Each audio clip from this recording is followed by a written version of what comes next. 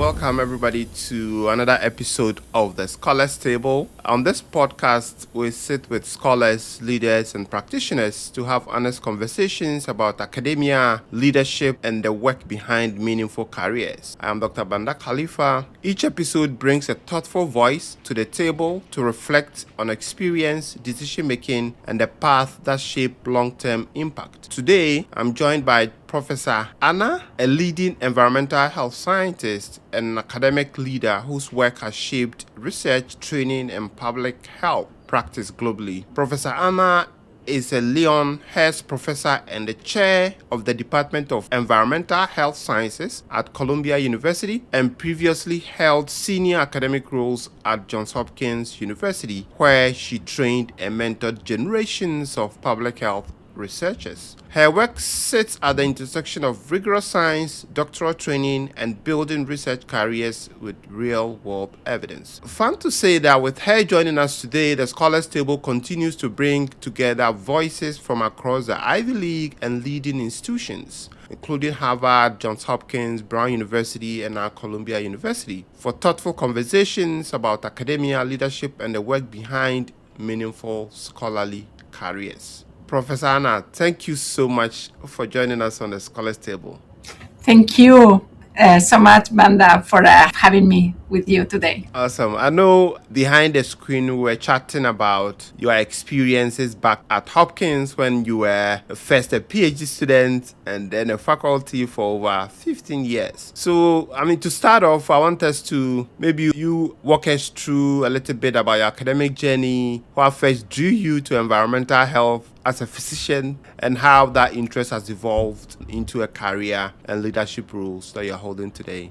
Yeah, thank you. Thank you so much for this question. So I trained as a physician early on. And as I was finishing my medical studies, I became really interested in public health. I had a class called Preventive Medicine and Public Health. And that was very influential to me. Suddenly, the world of medicine became so much bigger. The focus became so much more impactful. And I started to realize that population angle, bigger scale, was really attractive to me. And so that's when I decided to first do a residency training in preventive medicine and public health. And then I really wanted to focus on a training as a PhD and do a PhD, which I did in epidemiology at the Johns Hopkins University.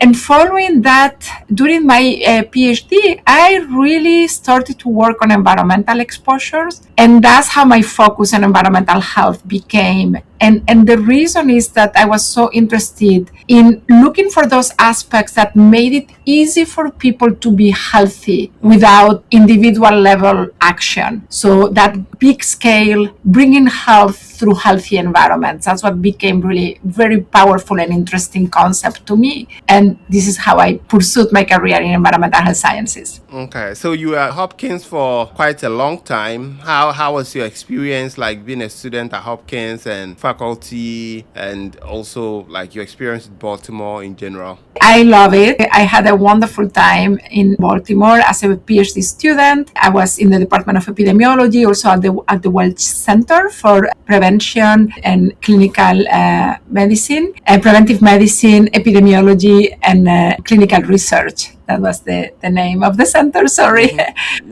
And then I joined the Department of Environmental Health Sciences at the time. That was the name of the department at Hopkins as a faculty. And I had a great time. I love Baltimore City, all the neighborhood. It's a wonderful place. And then I came to New York in 2016. So I went to Hopkins in 2001 as a student and then moved to New York as a full professor now in 2016. Awesome. So now you are leading the environmental health sciences at Columbia University. How has your understanding of what it means to maybe have a successful academic career changed since your early years? This is a great question. And I would say, to me, the key for what I see my personal academic success is that I've always prioritized my passion for science and advancing knowledge. that's the reason why I came to do my PhD in epidemiology, and why I wanted to focus on public health and public health research is because I thought it was a very powerful discipline and field to have a real impact in society and in people's health. And that focus has really continued. I remain really interested in that aspect. It's not the personal academic success that really matters, but it's more the work that we do and the impact of the work that we do. What has changed for me now is that while before that was very based on my own research, my own work, now I see it bigger. I see the impact of the faculty in my department, our collective success. That has changed, but really the focus on the advancing knowledge, that remains a pillar, a very strong pillar in who I am and what I really want to do. Okay. And as you've said, you moved from building your own research program to leading a whole department in an Ivy League institution. How did that shift change the way you think about what it means to build an academic career? For instance, what aspect of maybe leadership were most challenging when you first stepped into the departmental or institutional role? Yes, I think one of the key things for me, and I've been chair now for a year and a half, and of course it's been a very special year and a half with many things I didn't anticipate. Yes. Mm-hmm. But what has been really important for me to learn, and I am not sure I managed yet, is to understand that I need to not be so fast. I am a very action-oriented person. I am very quick. And for things that I control myself, it's okay. It's okay to be fast and to make my own decisions. But as a leader in a department, there are many different people, there are many different opinions, and it's very, very important to listen and to make sure that everybody's ideas are represented when we make decisions. And that I've had to learn that a little bit and be slower, be more patient, and be a better listener. Because again, yes, I can be myself very fast, and I think, I already know what we should be doing, and I want to do it quickly. But no, I think it's very, very important as a leader to be patient and to listen. Yeah, I think this is such an important point, especially in a leadership position. You have to think about the collective goal. I mean, if you're working individually, it's easy to kind of sail through your own decisions. But if you are representing an institution or people in such a big scale, I totally agree that this may be one of the aspects you may have to slow down. But is there something you wish maybe early career researchers understood sooner about building a long academic career? I think to me, the most important thing to learn early on is to understand that setbacks are part of the normal process in science and in academia. To get rejections, to get criticism, to get your papers being rejected or your grants not being funded. It's just part of the normal process. It's part of the way that we have in science to provide really harsh criticism to make the work better at the end of the day. And so at the beginning, you take these things very personally. We are very sensitive. We work so hard. We think we've done such a great, amazing job putting together that paper, that document, that presentation. And then people come with lots of questions, with lots of criticism. And early on, it's normal to take them personally. It's normal to be upset. It's normal to think about it. But quickly you need to say, okay, let me see how do I get that and look for the positive side. What can I learn and how can I improve? How can we do a better job based on those comments, those criticisms? That I think is something really important. And I have to say that I was not particularly good early on. It would make me feel very, very sad when people would criticize my work, especially when I had put a lot of time and effort in putting something together. And then I've learned over the years. I appreciate actually. And even now, I get some grants that are not discussed. And I am just so thankful to be there at the table with others and being able to be reviewed or not reviewed. But, we are in the game and sometimes it works in one way and sometimes it doesn't. But that was an important lesson for me. And I think the faster you go through that transition, the best long term. the better. No? Yeah, and I think that's such an important point. And especially even for those who haven't started their academic career yet, you are starting a PhD, there's oftentimes a bitter lesson of learning how to deal with rejections because you get a lot even before you start your own academic journey. Yeah, and actually, you might not be accepted in the place you want. I was lucky with Hopkins being accepted for my PhD, but for instance, when I did my residency training, I was not accepted in the place that was my top choice. And options B, C, D might be fantastic. So don't get discouraged if it doesn't work the way you want. Yeah. Yeah, that's an important point and a good reminder. So I want us to pivot a bit to PhD training and mentorship. And I know like building a strong research career often begins during doctoral training. And drawing from your own experience as a PhD student yourself, a mentor, and now a departmental chair, what does strong PhD training actually look like in practice?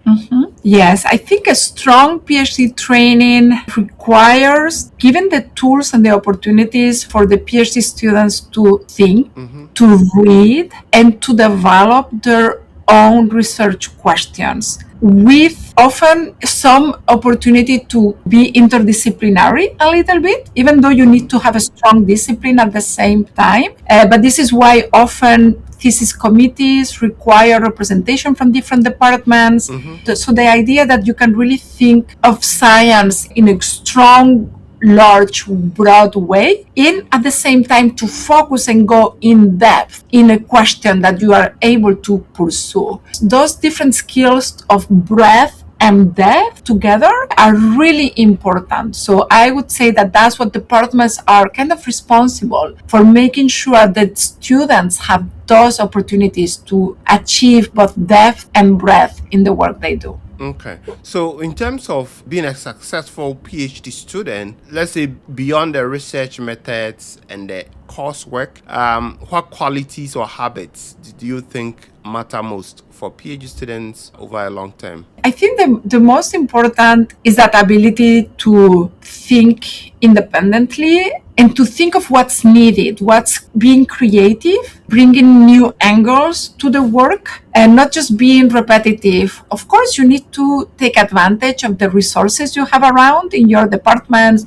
Your mentors might have a lot of resources, cohort studies that are already ongoing, projects that are already ongoing, and you should definitely use those. Don't start from zero, but at the same time you need to be able to bring in something new, something unique. And for that, I think reading a lot and thinking, taking time to think, it's very important, and that requires building your reading muscle. It's not something that you do just in a day or in a small moment. It's something you need to be constant about it, and that's why reading every day, every week, writing and learning how to write well is extremely important. And even though we are at the time of AI and ChatGPT, but unless you know exactly and you have your own creativity and own ideas, ChatGPT is not going to solve your basic needs. So that, I think, is really critical. Having time to think, read, and being creative, leveraging the resources you have available for you.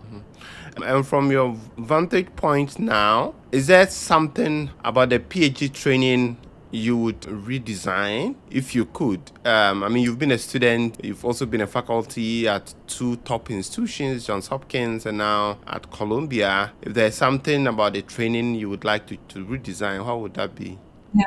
So I am going to tell you a little bit about the things I like the most about our current program here at Columbia, and maybe the ones that were surprising for me when I came from Hopkins, but maybe some of the things I still miss from the Hopkins training. Something amazing about Columbia in our Department of Environmental Health Sciences is that the students' qualifying exam is based on writing 2 research proposals. When I came, I was just like, writing 2 proposals, not just 1, but 2. And I thought it was like impossible because, for me, it took so long already to write one when I was a PhD student. So I was thinking, how can the students write two? But actually, that's been really fantastic because one of them, you write it in very strong support, with very strong support of your mentor. And the other one, you have to write it on your own completely, with just very, very high level supervision only. So that was surprising to me.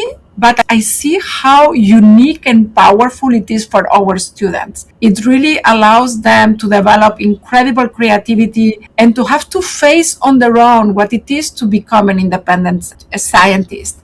So I really, really love this model now. I've embraced it so strongly, and we continue to keep it. Something that I missed from Hopkins' PhD training program is actually, there was, before going into the research proposal writing, so we had more like a pre-qualifying exam that was more based on taking time to be in a single room, writing your own exam, making sure that you have acquire the basic foundational elements of the training, either in epidemiology, when I was myself an epidemiology student, or in environmental health sciences, when I then became a faculty. And that time to also face yourself, being able to write and think in a room without computer, without anything, and maybe reading a paper and being able to now write down what you think of a paper. That was a skill and a time that was very powerful, I felt, and we are missing that in our current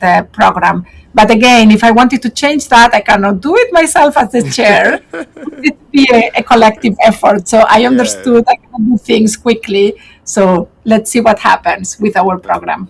Okay. I think our next segment will be on the PhD interview and the selection process. Okay, so I want us to move to maybe the PhD interview process and how the selection is typically done. Many members of our audience preparing for PhD interviews. So when you're sitting on a selection committee, what are you really paying attention to beyond, for example, the grade, the GPA, the CV, and maybe publication? What are you really paying attention to from a student across you? Yeah, I think especially for the PhD program is the readiness for the PhD, is the maturity, the commitment. The PhD is not an easy program. I think everybody needs to be aware of that. In a master program, you are able to acquire a lot of breadth, you get a lot of support. But in a PhD program, well, obviously support is going to be important, but this idea of independence and being able to do independent level work and to focus for a number of years on advancing knowledge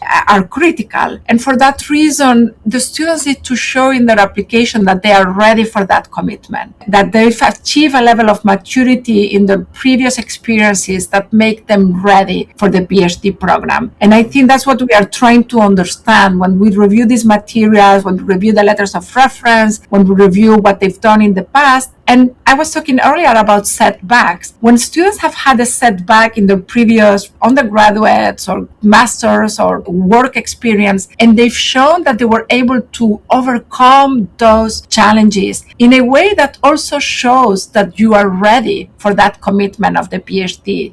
So people should not be afraid of having had, bad grades in a particular class, or having had a bad negative experience in some sort, because that could actually make you look more ready for the commitment of the PhD program. So that's what we are looking for. Are you ready for that commitment? Okay.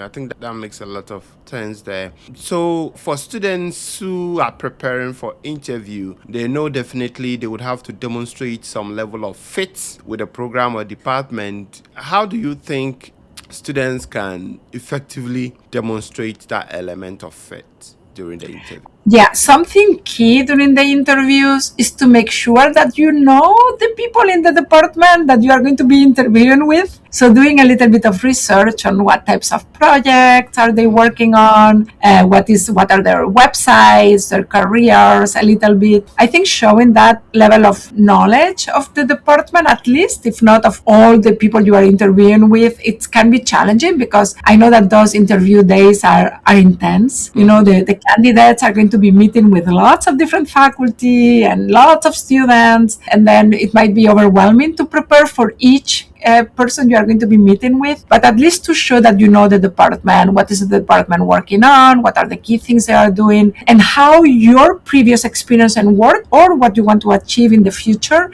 it's a good fit with that, with those activities. I think that's the best way to show it. Okay. I know you've sat across multiple PhD interviews. What are some of the common mistakes or misunderstandings you see candidates make during a PhD interview? I think one of the most common is, I would not say if it's a mistake, but it's when people feel it's hard for them to look you into the eye, or they feel intimidated, they are too rigid. I would recommend everybody to be yourselves. Come relax, come, with your genuine yourself of who you are. And just share the interest, what motivates you, why do you want to do this, why do you think you are ready for that commitment. Again, in the interview, that's going to be very, very important. Even as I mentioned, when we review applications, we are looking for that. But when we see you face to face, that's even more important. And just be yourself. Don't be afraid. Think that the person, the faculty member that you are interviewing with, it's a real person who genuinely wants to get to know you a little bit better. And so don't be afraid. Just be yourself. Yeah. Okay, so if you were to maybe give an advice to someone who is getting ready for a PhD interview, what would you say a good preparation look like from your perspective? Yeah, I think a good preparation comes to have a good short statement about what their goals are and why they want to pursue a PhD program. I think that's very important. I always ask that question. Why do you want to do a PhD? And why do you want to do a PhD here in our institution? Why Columbia University? Why the Department of Environmental Health Sciences at Columbia University? So the student has to have a quick answer to that question, because that's the first thing I am going to ask them myself. Why a PhD? Why Columbia? And why environmental health sciences? And why environmental health sciences at Columbia University? Those are my first three questions. So they should be ready to answer that. And then, to know a little bit about the department and have some questions to ask, because we often ask them, do you have any questions for me? So if they have no questions, then that's a little bit...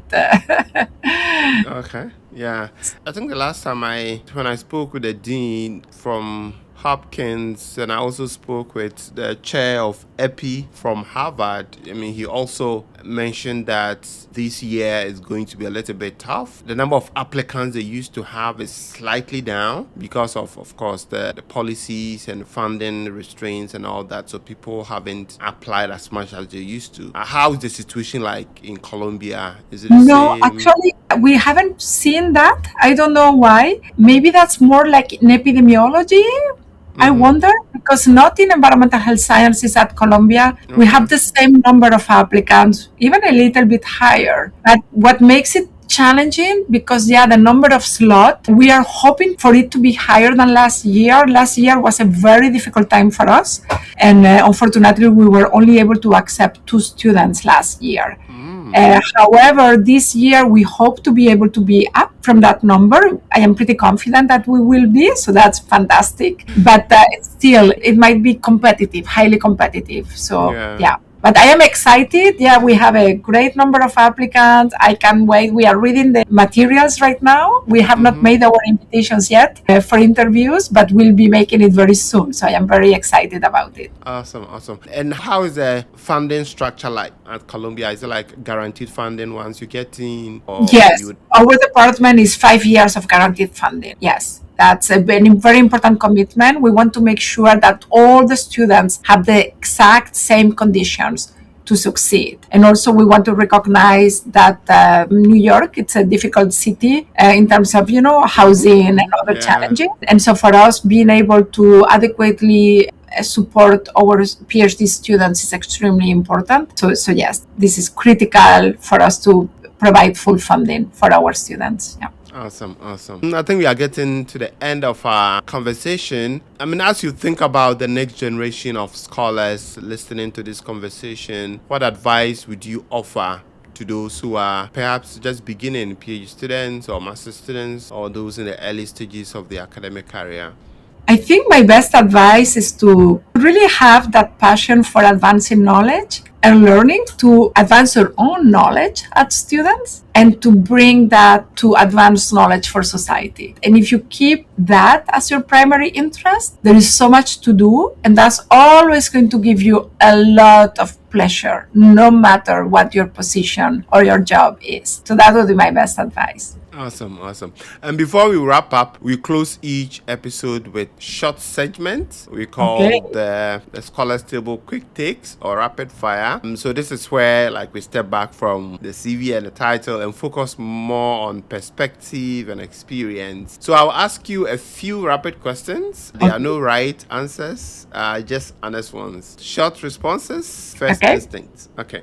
The first question is one book you think every emerging public health or academic leader should read? I think for us in environmental health, I am going to recommend Environmental Health from Global to Local by Howard Fromkin. And I have it here. I can show Okay. you. This is the book. It's a Ah, I very see. important. It's an amazing book. If you read it well, I always recommend it to my students. It's amazing. I can see it's heavy, right? Yeah, it's heavy, but you can use the electronic version. Okay. All right. Okay. One thing you believed early in your career that you no longer believe today. At the beginning, I thought that translational research or community based was really hard to achieve. I was trained in a very classic epidemiological framework in a way. I believe translation, impact, and community based are incredible, needed, and strong pillars for the work that we do. So don't be afraid of translational work and especially participatory research. Okay. What's a buzzword in academia you would gladly retire? You know, I am going to say this is the opposite. I think we need to fight in academia for words that it has taken us such a long time to adopt. For instance, environmental justice. It took us a long time in academia. Environmental justice is a grassroots term. And it took us a long time in academia to take it. And now we are in a very challenging time Yeah. where we are supposed to not use those types of terms. No, I completely want to fight for our important terms such as environmental justice, inequalities, disparities, climate change. Those are very important words. We need to use the science to advance the knowledge, and that terminology is critical to advance knowledge and impact. Okay. One lesson you often teach your trainees, but occasionally forget to follow yourself. I think for me, it's take time to rest. I always say take time to spend, take a break, rest. And often I try to squeeze in too many things in my day and agenda. So, not I so think good about that. it's quite common because at times we all know exactly what to do. We know what is right, but because of circumstances, we are not able to adhere to some of the things that we already know works. So if you could instantly master a skill outside of public health, what would it be? I think for me, it would be art, painting, Okay. being artistic. That's something I enjoyed when I was younger. And I think it's also something that if you can bring art to public health, it's also powerful. I would love to do that, have time for that. Okay. Coffee, tea, or something stronger? So no caffeine for me. I I stopped see. it. Yeah, I stopped it in 2010. I used to have headaches that would only solve with more caffeine. And then I stopped caffeine and my headaches went away. Went away. Yeah, so I only drink decaf coffee and decaf tea. Sometimes I drink regular tea in the morning, but that's all. So I am very happy with that. Yeah. Okay. One habit that has quietly served you well throughout your career. I think for me it was walking to work. I would always love to walk to as my regular commute. It would give me a lot of time to think. And then during the pandemic years, during the COVID pandemic, I started running, something that I have never done. And I realized I also love running a lot. I am a very slow runner. I am very, very slow runner so that I can think. So either walking or running slowly, I love to have that time for myself, for relaxing and thinking. So that's my best rest time that I was telling earlier. I don't have a rest. I am not so good with resting, but walking and running slowly are my best way to rest. Awesome, awesome. Professor Anna, thank you. Thank you for taking the time to join us and for such a thoughtful conversation. We truly appreciate your openness and generosity throughout this discussion. Thank you, Dr. Banda Khalifa. Thank you, thank you, thank you for this amazing opportunity to reach out to potential students. Okay, thank you so much. And to our listeners, thank you for being part of the Scholars Table, where we create space for honest conversations. If this episode was useful to you, feel free to subscribe to our YouTube channel and follow us on LinkedIn. We are also on Spotify and Apple Podcasts. This episode will be shared on all our platforms. Until next time, I'm Banda Khalifa. Thank you for listening.